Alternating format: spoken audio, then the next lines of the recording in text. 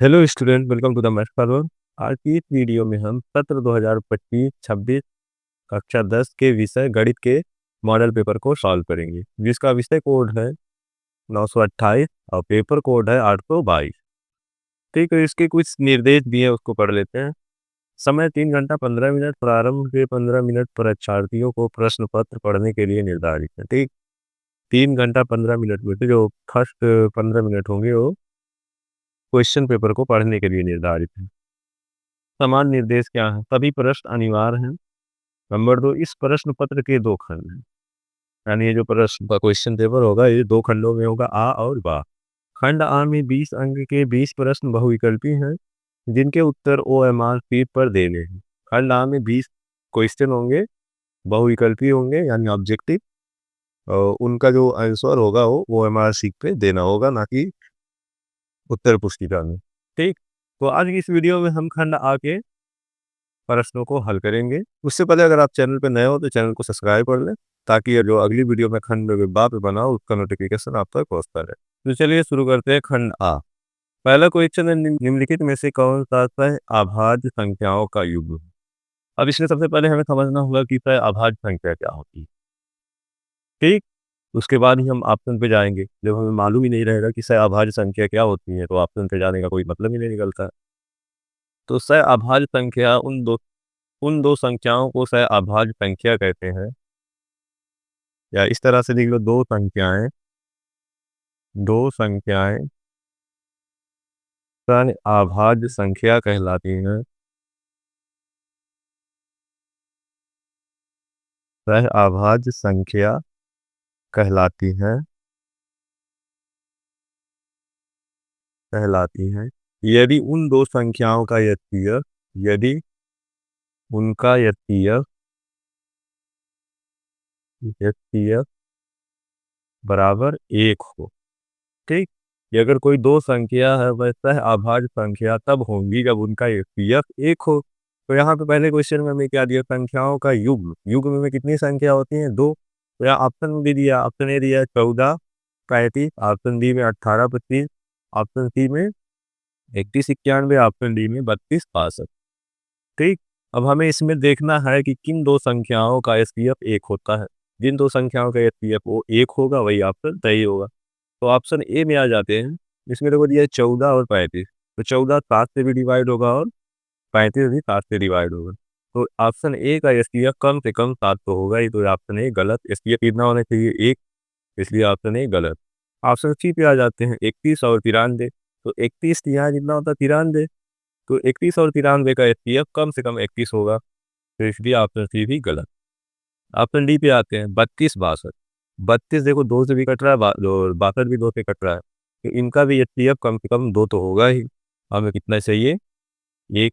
तो option D भी गलत। अब ऑप्शन बी पे आते हैं। ऑप्शन बी में देखो 18 है और 25 है, तो 18 और 25 का एचसीएफ हमें क्या मिलेगा? 1, इसलिए ऑप्शन बी सही है। ठीक, इस तरह से हमें देखना है कौन सा ऑप्शन सही है कौन सा गलत है। अब आ जाते हैं क्वेश्चन नंबर 2 पे। दिया यदि द्विघात बहुपद X square plus A plus 1 into X plus B के शून्य 2 और -3 है, तो ए और बी का मान होगा। ठीक, हमें द्विघात समीकरण दिया और इसके दो शून्य दिए, 2 -3, तो हमें ए और बी का मान बताना है कौन सा होगा। ऑप्शन में दिया है A equal to -7, B equal to -1, option B में A equal to 5, B equal to -1, option C में A equal to 2, B equal to -6। ठीक, अब हमें इससे पता करना है कि कौन सा ऑप्शन सही है कौन सा गलत है। अब दूसरे वाले के लिए हमें ये वाला फार्मूला तो याद ही होगा, जो होता था द्विघात समीकरण का, कि x square minus alpha plus beta into X plus alpha into beta. ये जो अल्फा बीटा है क्या थे? द्विघात समीकरण के शून्यक होते थे। ठीक, अब यहाँ देखो अल्फा और बीटा, अल्फा प्लस बीटा की जगह पे क्या है? ए प्लस 1। अब यहाँ देखो माइनस है और यहाँ प्लस है, तो क्या हो जाएगा? माइनस ए प्लस 1 बराबर शून्य। ए अल्फा प्लस बीटा, अल्फा और बीटा क्या थे? शून्य। तो यहाँ पे हमें द्विघात समीकरण का शून्य क्या दिया? 2 और -3, तो हो जाएगा 2 और -3। ठीक, अब यहाँ से हम ए का मान निकाल लेंगे। तो माइनस ए माइनस वन बराबर माइनस वन। तो माइनस ए बराबर माइनस वन इस तरफ आगे क्या हो जाएगा प्लस वन। तो minus one plus one minus A बराबर जीरो। ए बराबर जीरो, ए का मान हमें क्या मिला जीरो। अब देखते हैं कौन कौन से ऑप्शन में ए इक्वल टू जीरो है। तो ऑप्शन डी में केवल ए इक्वल टू जीरो है, तो हम डायरेक्ट इस तरह से भी सही कर सकते हैं कि ऑप्शन डी सही है, क्योंकि अगर ऑप्शन किसी और ऑप्शन में ए इक्वल टू जीरो होता तो हमें डी का मान भी निकालना पड़ता। ठीक, अब ये हमें इसको हल तो करना नहीं, केवल ऑप्शन ही देखना है। अब अगर आपको चेक करना है कि ऑप्शन सॉरी बी का मान भी माइनस छः है कि नहीं, तो इसको भी चेक कर सकते हो।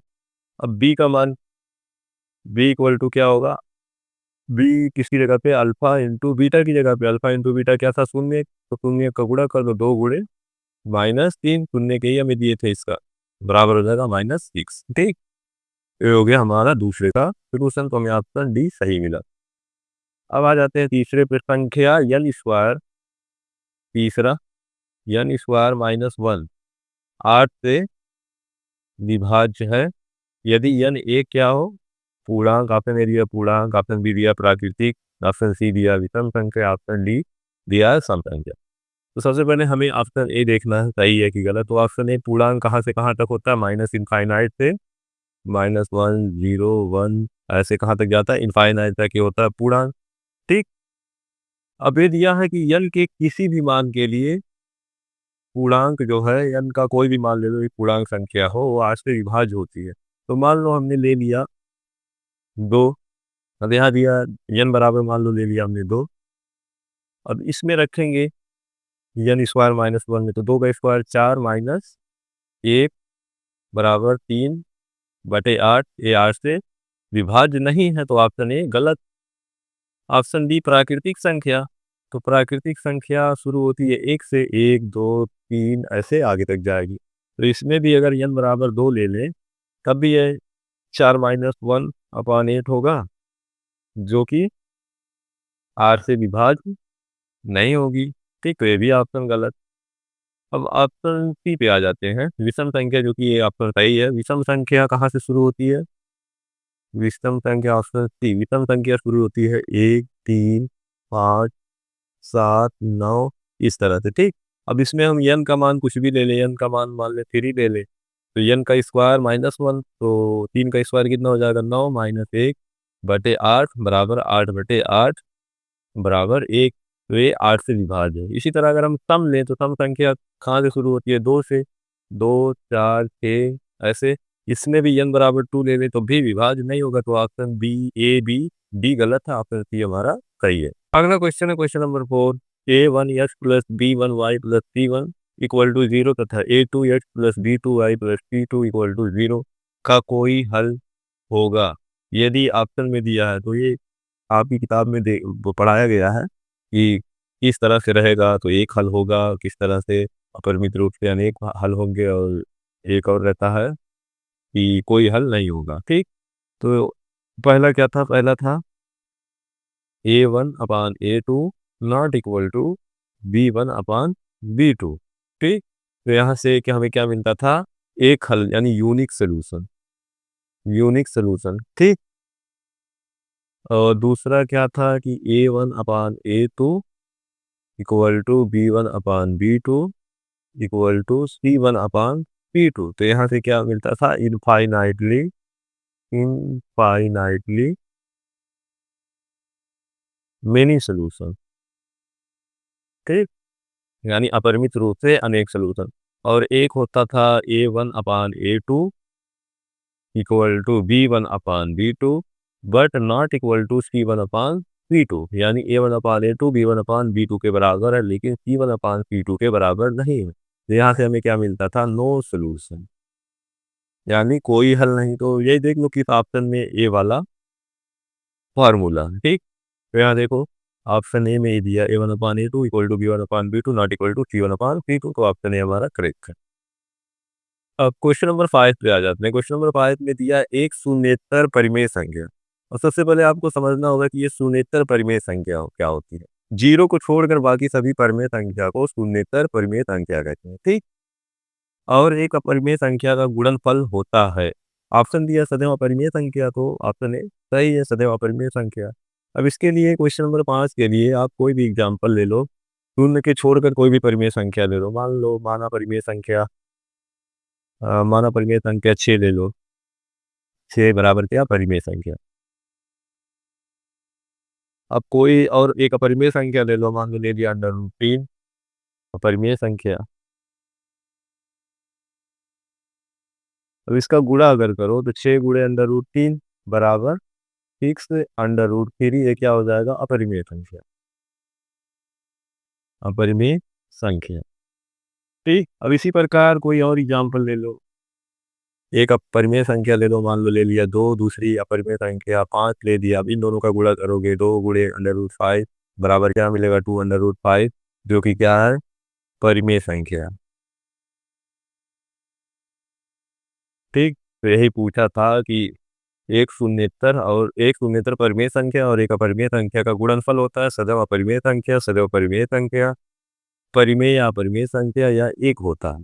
यहाँ देखो, कोई भी हम परिमेय और अपरिमेय संख्या ले रहे हैं तो उससे हमें उनका गुणनफल क्या मिल रहा है? अपरिमेय संख्या। यहाँ भी मिला, यहाँ भी मिला, और कोई लेंगे तो उस पर भी अपरिमेय संख्या ही मिलेगा। तो इसलिए कहता हूँ, यानी हमेशा अपरिमेय संख्या ही इसका गुणनफल होगा। क्वेश्चन नंबर 6 में आ जाते हैं। द्विघात समीकरण a² + bx + c = 0 के बारे में निम्नलिखित कथनों पर विचार कीजिए एवं दिए गए विकल्पों में से सही उत्तर का चयन कीजिए। अब इसमें कथन क्या दिया? समीकरण के दो भिन्न वास्तविक मूल होते हैं यदि यदि b² - 4ac > 0, तो ये कथन बताइए। और दूसरा क्या? समीकरण के दो बराबर मूल होते हैं यदि b² - 4ac = 0, ये भी सही है। तीसरा क्या है? समीकरण का कोई वास्तविक मूल नहीं होता यदि b² - 4ac <0 हो, तो ये भी सही है। अब क्वेश्चन नंबर ऑप्शन फोर्थ दिया है, समीकरण के 2 से अधिक वास्तविक मूल होते हैं यदि b² - 4ac > 0, तो ऑप्शन ए गलत है। क्योंकि हमारा समीकरण जो है वो द्विघात समीकरण है, यानी उसकी हाईएस्ट डिग्री क्या है? 2, तो उसके मूल भी कितना होंगे? अधिकतम 2 ही होंगे। ठीक, और इसमें क्या दिया? 2 से अधिक वास्तविक मूल होंगे। जब हमारे मूल ही 2 होंगे तो 2 से अधिक कैसे हो जाएंगे? तो इसलिए वाला ऑप्शन गलत है। अब हमें कौन कौन सा ऑप्शन सही मिला? 1, 2, 3। तो पहले ऑप्शन में दिया केवल 1 और 2 सही, 2, 3, 4 सही, तो ये दोनों ऑप्शन गलत हैं। अब आ जाते हैं अगले पे। ऑप्शन सी में दिया 3 और 4 सही, ये भी गलत। ऑप्शन डी में केवल 1, 2, 3 और 1, 2, 3 सही है, तो ऑप्शन डी सही है। 7वें पे आ जाते हैं। दिया समांतर श्रेणी -5 -5/2, 0, 5/2 का 11वां पद है। हमें इसमें 11वां पद ज्ञात करना है। तो 7वें के लिए प्रथम पद यानी a बराबर क्या दिया? -5, तो हम इससे यहाँ से d निकाल लेंगे। d कैसे निकालते हैं? दूसरा पद माइनस पहला पद, तो -5/2 और माइनस पहले से पाई पर, तो माइनस माइनस प्लस हो जाएगा 5/5, तो यहाँ से क्या मिलेगा? 5/2 हमें डी मिला। अब 11वां पद ज्ञात करना है, तो n = 11। अब फार्मूला लगा देंगे। a11 बराबर a1 a1 मतलब पहला पद प्लस n-1 इंटू डी, ये होता है हमारा n वां पद का फार्मूला। अब जो जो मान हो रख देते हैं। ए का पर n का मान कितना है? 11, तो ये 11 और पहला पद -5 प्लस n का मान कितना है? 11 - 1 इंटू 5/2। अब यहाँ से मान निकालेंगे, जो आएगा वो 11वें पद का मान होगा, तो -5 और 11 में से 1 जाए, कितना बचेगा? 10। 10 गुणे 5/2 काट दो 5 2 से, तो कितना आ गया? -5 प्लस 25, 25 में से 5 जाए, कितना आएगा? 20, तो हमें 11वां पद क्या मिला? बी। ठीक, तो देख लो कौन से ऑप्शन में 20 है, तो ऑप्शन बी सही है। फिर क्वेश्चन नंबर 8 पे आ जाते हैं। दिया बिंदु बिंदु -4, 0, 4, 0 और 0, 3 के निम्नलिखित तीर्थ हैं। तो पहला दिया समकोण त्रिभुज, समद्विबाहु त्रिभुज, समबाहु त्रिभुज, विषमबाहु त्रिभुज। यानी हमें बताना है कि ये जो तीनों बिंदु हैं ये त्रिभुज के शीर्ष हैं, तो बताना वो त्रिभुज वो कौन सा त्रिभुज होगा। तो अब इसको देखने के लिए, यानी कौन सा त्रिभुज होगा, एक फार्मूला होता था। दूरी, दो बिंदुओं के बीच की दूरी, यानी d बराबर अंडर रूट में x1 minus x1 minus x2 का whole square plus y1 minus y2 का होल स्क्वायर। ठीक, तो सबसे पहले फर्स्ट दो बिंदुओं पे चेक करते हैं दूरी क्या होगी। तो -4, 0 और 4 कामा 0। तो इसमें x1 a है और y1 0 है, x2 और y2। अब यहाँ से दोनों बिंदुओं के बीच की दूरी निकाल लेते हैं। तो यहाँ पे हमें क्या मिलेगा, x1 यानी -4 माइनस x2 कितना है 4 का स्क्वायर प्लस y1 कितना है 0 और माइनस y2 भी 0 है का होल स्क्वायर। तो यहाँ से क्या मिलेगा, -4 इक्वल टू -8। तो अंडर रूट -8 का स्क्वायर बराबर कितना हो जाएगा, √64, यानी यहाँ पे हमें मिलेगा 8। ठीक, इन दोनों बिंदुओं के बीच की दूरी। अब अगला बिंदुओं के बीच की दूरी निकालते हैं, 4 कामा 0 और 0 कामा 3 के बीच की दूरी। तो यहाँ से x1 a हो जाएगा y1 और x2 y2। अब यहाँ से d बराबर वही फार्मूला, x1 4 माइनस x2 0 का square plus y1 0 minus y2 कितना है 3 का स्क्वायर। तो यहाँ देखो 4 का स्क्वायर 16 और 3 का स्क्वायर 9, 16 9 कितना हो जाएगा 25, √25 का मान 5। ठीक, अब और एक दूरी निकालना है, -4 कामा 0 और 0 कामा 3 के बीच में। तो -4 कामा 0 और 0 कामा 3 के बीच की दूरी निकाल लो। तो इसमें x1 हो जाएगा y1 x2 y2। यहाँ से d निकाल लो, बीच की दूरी -4 -0 का होल स्क्वायर प्लस 0 -3 का होल स्क्वायर। ठीक, यहाँ से भी हमें क्या मिलेगा, इसको हल करेंगे तो मिलेगा 5। तो ये जो तीनों मान मिला 8 5 और 5, ये क्या है, त्रिभुज के भुजाओं की लंबाई। तो इसमें देखो दो भुजा त्रिभुज की क्या 5 और 5 है। तो जब दो त्रिभुज की दो भुजाएं बराबर होती है तो उस त्रिभुज को हम क्या कहते हैं, समद्विबाहु त्रिभुज। तो ऑप्शन बी सही। अब आते हैं क्वेश्चन नंबर 9 पे। दो समान कोणिक त्रिभुजों में उनकी संगत भुजाओं का अनुपात सदैव समान रहता है, यह कथन किसका है। हमें बताना है कि ये कथन किसका है। तो ऑप्शन ए में दिया है थेरस का, ऑप्शन बी में दिया है पाइथागोरस का, ऑप्शन डी में दिया है बोधायन का, ऑप्शन डी में दिया है हीरोन का। ठीक, तो ये वाला दो समान कोणिक त्रिभुजों में उनकी संगत भुजाओं का अनुपात सदैव समान रहता है, क्वेश्चन किसका है, थेल्स का। तो ऑप्शन ए सही है। क्वेश्चन नंबर 10 में आ जाते हैं। दिए गए चित्र में ओ को केंद्र मानकर वृत्त पर स्पर्श रेखाएं पी ए पी बी इस प्रकार है कि कोण ए पी बी बराबर 50 है, तो कोण ओ ए बी बराबर ज्ञात कीजिए, यानी ये वाला कोण हमें ज्ञात करना है। ठीक, तो हम तो ये जानते हैं कि स्पर्श बिंदु से वृत्त के केंद्र पर खींची गई रेखा स्पर्श रेखा पर लंब होती है। ठीक, तो यहाँ से इतना कोण जो बनेगा वो कितना बनेगा, 90 डिग्री का। और इसी प्रकार यहाँ से जो कोण बनेगा ये वाला, ये भी 90 का बनेगा। ठीक, और एक चीज और, बा बिंदु से स्पर्श बिंदु पर खींचा गया लंब, एक थ्योरम और होती है, बाह बिंदु से किसी वृत्त पर खींची गई दो स्पर्श रेखाएं परस्पर बराबर होती है। तो ए वाली भुजा यानी पी ए और पी बी दोनों बराबर होंगी। तो लिखो त्रिभुज ए बी पी में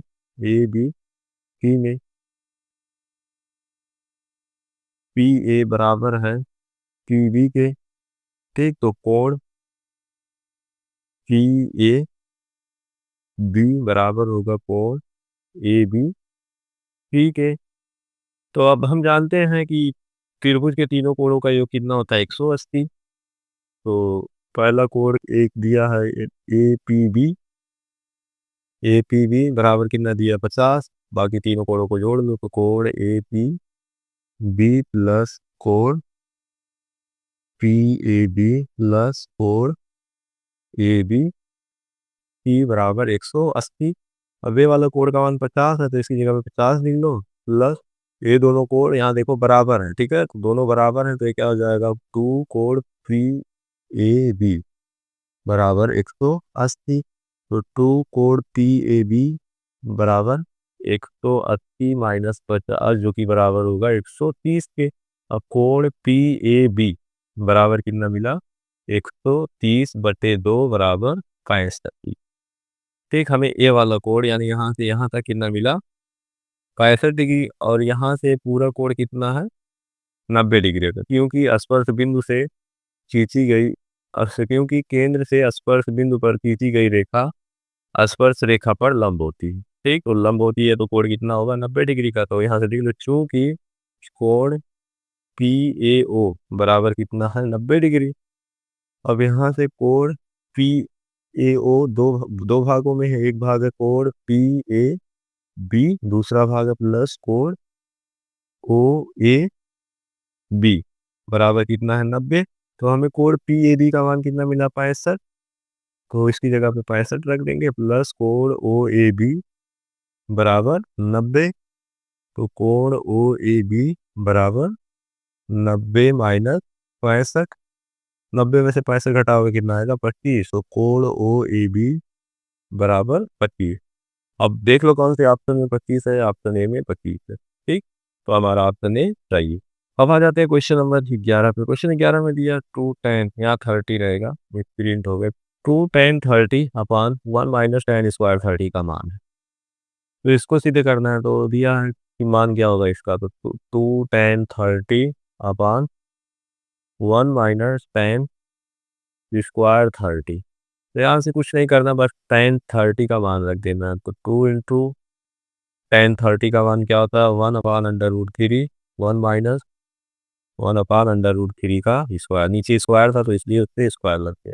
तो 2/√3 हो जाएगा ऊपर, नीचे 1 - 1 का स्क्वायर 1/√3 का स्क्वायर 3 बराबर ए होगी। तो 2/√3 नीचे हल करेंगे तो 3 - 1/3। अब 3 ऊपर आ जाएगा और 3 - 1 कहाँ आ जाएगा नीचे। तो यहाँ से मिल जाएगा बराबर 2 × 3 और 3 में से एक जाएगा, कितना बचेगा 2/√3। 2 2 कट गया, बचा क्या, तो ऊपर बचा 3, नीचे √3। तो यहाँ से जब काटोगे तो ऊपर क्या बचा √3। अब कुछ लोग बोलेंगे कि ऊपर 3 था नीचे √3 था, तो कट कैसे गया और √3 कहाँ से आई। तो जैसे 3 दिखा था तो 3 को हम इस तरह से लिख सकते हैं, 3 √3 इंटू √3, दोनों का गुणा करेंगे तो क्या आएगा 3 और नीचे क्या था √3। तो एक √3 एक √3 से काट दो, बचा क्या √3। यहाँ दिया है ऑप्शन में, देखो क्या दिया ऑप्शन में दिया cos 60 का मान कितना होता है 1/2। ठीक, साइन 60 का मान होता है 2/√3। तो ये दोनों ऑप्शन गलत। अब sin 30 का मान कितना होता है 1/2, तो ये भी गलत। तो हमारा ऑप्शन सी सही है। ऑप्शन सी क्या है, tan 60 का मान होता है √3। तो यहाँ से ये बराबर हो जाएगा tan 60 के। ठीक, तो हमारा ऑप्शन सी सही है। अब आ जाते हैं त्रिज्या r तथा क्वेश्चन नंबर 12 पे, त्रिज्या r तथा कोण थीटा वाले त्रिज्यखंड का क्षेत्रफल क्या होगा। तो त्रिज्यखंड का क्षेत्रफल क्या होता है, सूत्र त्रिज्यखंड का क्षेत्रफल का सूत्र क्या होता है, थीटा अपान 307 पाई r स्क्वायर। ठीक, तो देख लो कोई ऑप्शन इसमें से है। तो ऑप्शन ए में दिया है थीटा अपान 180, ऑप्शन ए गलत। ऑप्शन बी में दिया है थीटा अपान 180, ये भी गलत। ऑप्शन सी में दिया है थीटा अपान 720 इंटू 2, इस वाले में देखने, पहले डी वाला देख लेते हैं। थीटा अपान 360 इंटू पाई 2 पाई r² तो अगर यहाँ 2 पाई r दिया है तो ये भी ऑप्शन गलत। अब ऑप्शन सी सही है। अब इसको देखते हैं सही कैसे, तो इसमें क्या किया ऊपर नीचे 2 से गुणा कर दिया। तो अगर इसमें हम ऊपर और नीचे 2 से गुणा कर दें तो कितना हो जाएगा, थीटा अपान 360 में 2 से गुणा करें कितना आ जाएगा 720 गुणे, अब ये जो पाई r² था इसमें 2 से गुणा कर दो 2 पाई r²। ठीक, बस इतना इसमें किया है, तो इसलिए हमारा ऑप्शन सी सही है। क्वेश्चन नंबर 13 पे, क्वेश्चन नंबर 13 में जो है गिल्ली डंडे के खेल में गिल्ली का आकार निम्नलिखित का संयोजन। यानी जो हम गुल्ली डंडा खेलते हैं तो उसमें जो गुल्ली होती है हमारी उसका आकार किसका संयोजन होता है। तो यहाँ देखो ऑप्शन ए में दिया 2 बेलन, ऑप्शन बी में 2 शंकु 1 बेलन, ऑप्शन डी में 2 शंकु और 1 बेलन, ऑप्शन डी में दिया है 2 बेलन और 1 शंकु। तो इसको समझने के लिए अगर समझ में ना आना हो तो सबसे पहले वो जो गिल्ली होती है उसका बना लो कि गिल्ली किस प्रकार की होती है। तो इस तरह से हमारी गिल्ली होती है जो गिल्ली डंडे के खेल में होती है। ठीक है, यहाँ पे हमारी गिल्ली इस तरह से होती है। ठीक,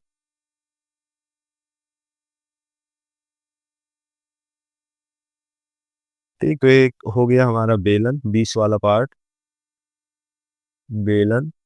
और ये साइड वाला ये क्या हो गया, शंकु, और एक शंकु इस तरफ है, शंकु।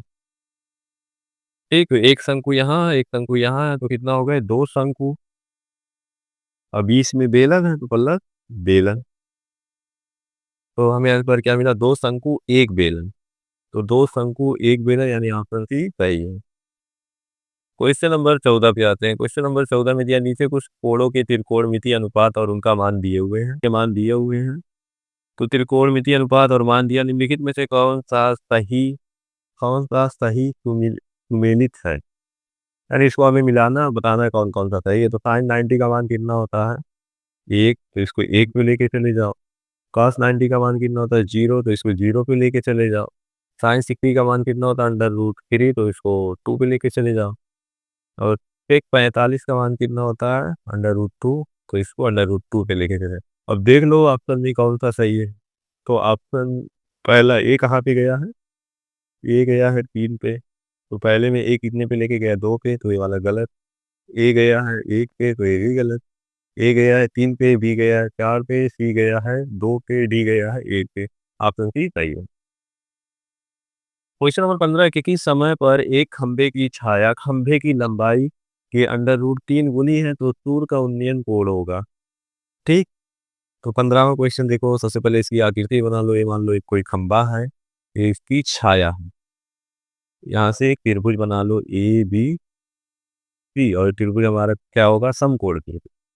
अब हमें सूर्य का उन्नयन कोण ज्ञात है, यानी यहाँ से बनेगा ये वाला कोण ज्ञात करना है। तो ए सी हमारी क्या हो जाएगी, तिर्यक रेखा, क्योंकि ए पी समांतर है बी सी के, तो ये दोनों कोण बराबर होंगे। अब यहाँ पे कहीं पे सूर्य है, हमें इसमें बताना है कि ये जो कोण बन रहा है, ये वाला, ये कितने डिग्री का कोण होगा। तो ये दोनों कोण बराबर होंगे। और हमें दिया है खंबे की लंबाई की √3 गुना है उसकी छाया। तो खंबे की लंबाई मान लो यक्स है, तो उसकी छाया कितना हो जाएगी, √3 गुना यक्स। ठीक। अब यहाँ देखो हमें लंब दिया है, ये बराबर क्या होता है, लंब और ये आधार। लंब और आधार हमें दिया, तो tan थीटा इक्वल टू क्या होता है, लंब बटे आधार। तो tan थीटा लगाएंगे, tan थीटा इक्वल टू लंब बटे आधार। लंब हमें कितना दिया, यक्स, और आधार क्या दिया है, √3 अपान यक्स। तो यक्स यक्स कट गया, बराबर क्या मिला, 1/√3। तो 1/√3 tan 30 का मान होता है, तो इसके बराबर में हम लिख लेंगे tan 30। ठीक। तो हमें क्या मिला, tan theta equal to tan 30। हमें क्या ज्ञात करना था, कोण। तो कोण यानी थीटा का मान, ये दोनों कोण बराबर होंगे, दोनों थीटा के बराबर होंगे। तो अब क्या करेंगे, इन दोनों दोनों तरफ तुलना कर लेंगे। तो यहाँ से थीटा बराबर क्या मिलेगा, 30। तो थीटा बराबर 30। तो ऑप्शन जिसमें 30 दिया वाला सही, यानी ऑप्शन ये सही है। अब आ जाते हैं क्वेश्चन नंबर 16 पे, इसका मान हमें ज्ञात करना है। तो इसको पहले tan से जो भी दिया है इसको साइन कॉस में चेंज कर लेंगे। तो 1 प्लस tan थीटा दिया है, tan थीटा का मान क्या होता है, sine theta upon cos theta, plus sec theta दिया है, तो सेक थीटा का मान होता है 1 अपॉन कॉस थीटा। इधर 1 प्लस कॉट दिया है, कॉट थीटा का मान cos theta upon sine theta, और माइनस कोसेक थीटा का मान 1 अपॉन साइन थीटा। अब यहाँ से इन दोनों का मान निकाल लेंगे, जो आएगा गुणा करने से वही इसमें से सही होगा। कॉस थीटा इसके भी नीचे इसके भी हर में है, तो हम एलसीएम ले लेंगे। तो हमें क्या मिलेगा, cos theta plus sine theta plus 1 upon cos theta, और इधर sign theta plus cos theta minus 1 upon sine theta. गुणा कर लेंगे, तो यहाँ देखो तो हर में कॉस थीटा साइन थीटा, तो इसका गुणा क्या हो जाएगा, sine theta into cos theta. Cos का साइन से गुणा करेंगे तो क्या हमें मिलेगा, sine theta into cos theta, फिर sine theta plus sine theta, sine square theta, फिर प्लस साइन थीटा। एक से जब गुणा करेंगे, अब कॉस थीटा का गुणा करोगे कॉस थीटा से तो क्या मिलेगा, कॉस स्क्वायर थीटा। साइन से करोगे तो sign theta into cos theta. अब 1 से करोगे तो कॉस थीटा। अब -1 से इसका गुणा करोगे तो क्या मिलेगा, minus sine theta minus cos theta minus A. ये हमें गुणा करने के लिए। अब इसमें देखो यहाँ दिया है sine square theta plus cos square theta, तो हम जानते हैं sine square theta plus cos square theta का मान कितना होता है, 1 हो जाएगा 1। फिर यहाँ देखो sign theta into cos theta, और एक यहाँ भी है sine theta into cos theta, plus करके तो 2 बार है, तो ये क्या हो जाएगा +2 sine theta into cos theta. अब बचा क्या, प्लस साइन थीटा, यहाँ देखो माइनस साइन थीटा कट गया, और प्लस कॉस थीटा यहाँ माइनस कॉस थीटा, ये भी कट गया, बचा क्या -1 बटे में sine theta into cos theta. अब -1 + 1 कट गया, बचा कितना 2 sine theta into cos theta बटे में sine theta into cos theta. अब sine theta into cos theta cut गया, हमें बराबर क्या मिला 2, तो ऑप्शन सी हमारा सही है। ऑप्शन सी में दिया 2। 17 पे आ जाते हैं, यह निम्नलिखित में से कौन सी संख्या की घटना प्रायिकता नहीं हो सकती। तो यहाँ देखो सभी संख्याएं प्लस में हैं और एक माइनस में है, तो माइनस वाली जो घटना जो माइनस में दिया है, ये वाली घटना प्रायिकता नहीं हो सकती, ठीक। अब 18 पे आ जाते हैं, संचयी बारंबारता सारणी की रचना के लिए निम्नलिखित में से उपयोगी होता है। संचयी बारंबारता हम इसमें निकालते हैं, माध्य में तो नहीं निकालते हैं, तो इसलिए ये वाला नहीं है। बहुलक में बहुलक में भी नहीं निकालना पड़ता है, तो यानी माध्यक में निकालना पड़ेगा, तो माध्यक वाला ऑप्शन सही है। अब माध्यक में ही जब हमें माध्यक निकालना होता है, तब हमें संचयी बारंबारता सारणी की जरूरत पड़ती है, तो इसलिए हमारा ऑप्शन बी सही है। क्वेश्चन नंबर 19 में दिया है आंकड़ों 2372753 का बहुलक है। बहुलक मतलब जो इस डाटा जो दिया इसमें जो संख्या सबसे ज़्यादा बार आएगी वही इस डाटा इस आंकड़े की बहुलक होगी। तो इसमें देखो 7 सबसे ज़्यादा बार आया, 1 2 3 बार आया, तो इसका बहुलक क्या होगा 7। क्वेश्चन नंबर 20, यदि किसी बंटन का माध्य 16 और बहुलक 13 हो तो बंटन की माध्यिका होगी, ठीक।